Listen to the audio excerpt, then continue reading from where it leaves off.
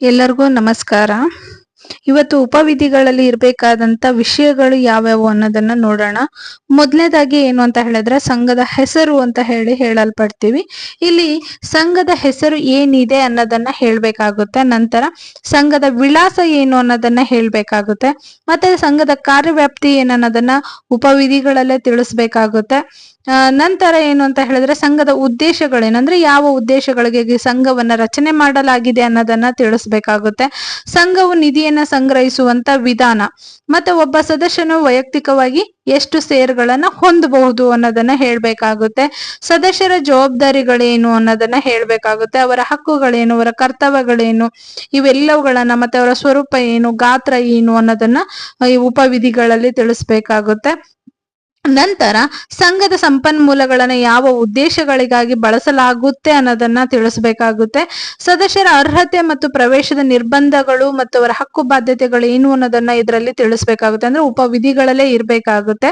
ಮತ್ತೆ ಸಭೆಗಳನ್ನ ಕರೆಯುವಂತ ವಿಧಾನ ನಾನು ಹೇಳಿದೀನಿ. ಸಭೆಗಳು ಬಂದಾಗ ಹೇಳ್ತೀನಿ ಯಾವ್ಯಾವ ಸಭೆಗಳಿದಾವೆ, ಪ್ರತಿ ಒಂದ್ರದ್ದು ಯಾವ ವಿಷಯಗಳು ಬಂದಾಗ ಹೇಳ್ತೀನಿ. ಇಲ್ಲಿ ಸಭೆಗಳನ್ನ ಯಾವ ರೀತಿಯಾಗಿ ಕರಿಬೇಕು ಮತ್ತೆ ಅವುಗಳನ್ನ ಕರೆಯುವಂತ ವಿಧಾನ ಅನ್ನೋದನ್ನ ಅದರಲ್ಲೇ ಕರೆಯುವಂತದನ್ನ ಆ ಒಂದು ಉಪವಿಧಿಗಳಲ್ಲೇ ತಿಳಿಸಲಾಗುತ್ತೆ. ಇನ್ನು ಆಡಳಿತ ಮಂಡಳಿಯವರ ಹಕ್ಕುಗಳೇನು, ಅವರ ಜವಾಬ್ದಾರಿಗಳೇನು, ಯಾವ ಗಾತ್ರದಲ್ಲಿರ್ಬೇಕು ಅಂದ್ರೆ ತಾಲೂಕಾ ಮಟ್ಟ, ಜಿಲ್ಲಾ ಮಟ್ಟ, ಹಾಗೂ ಕಡಿಮೆ ಇತ್ತು ಅಂದ್ರೆ ಜಿಲ್ಲೆಗಿಂತ ಕಡಿಮೆ, ತಾಲೂಕಿಗಿಂತ ಹೆಚ್ಚು, ಅಥವಾ ತಾಲೂಕಿಗಿಂತ ಕಡಿಮೆ, ಜಿಲ್ಲೆಗಿಂತ ಹೆಚ್ಚು, ಯಾವ ರೀತಿ ಇದೆ ಅಂದ್ರೆ ಸ್ವರೂಪ ಯಾವ್ಯಾವ ರೀತಿ, ಗಾತ್ರ ಯಾವ ರೀತಿ ಅದನ್ನ ನೋಡ್ಬೇಕಾಗುತ್ತೆ. ಆಡಳಿತ ಮಂಡಳಿಯವರ ಹಕ್ಕು ಕರ್ತವ್ಯಗಳೇನು ಅನ್ನೋದನ್ನ 28C ಹೇಳುತ್ತೆ. ಅದನ್ನ ಮುಂದೆ ಬಂದಾಗ ನಿಮಗೆ ಹೇಳ್ತೀನಿ.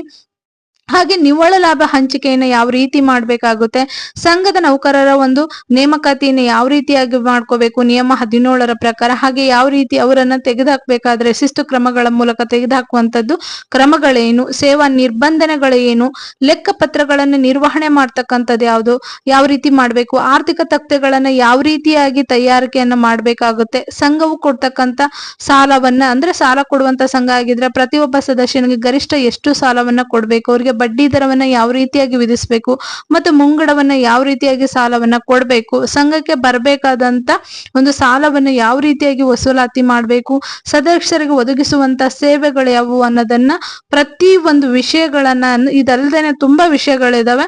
ಅಂದ್ರೆ ಸಂಘ ಒಟ್ಟಾರೆಯಾಗಿ ಏನು ಅಂತ ಹೇಳಿದ್ರೆ ಒಂದು ಸಂಘ ಏನು ನಿರ್ವಹಿಸುತ್ತೆ ಕಾರ್ಯಗಳನ್ನ, ಒಂದು A to Z ಅಂತ ಏನ್ ಹೇಳ್ತೀವಿ, ಪ್ರತಿ ಒಂದು ವಿಷಯಗಳು ಏನಂದ್ರೆ ಆ ಸಂಘದ ವ್ಯವಹಾರಕ್ಕೆ ಅನುಗುಣವಾಗಿ ಎಲ್ಲ ವಿಷಯಗಳು ಸಹಿತ ಏನು ಅಂದ್ರೆ ಆ ಉಪವಿಧಿಗಳಲ್ಲಿ ಇರ್ಬೇಕಾಗುತ್ತೆ.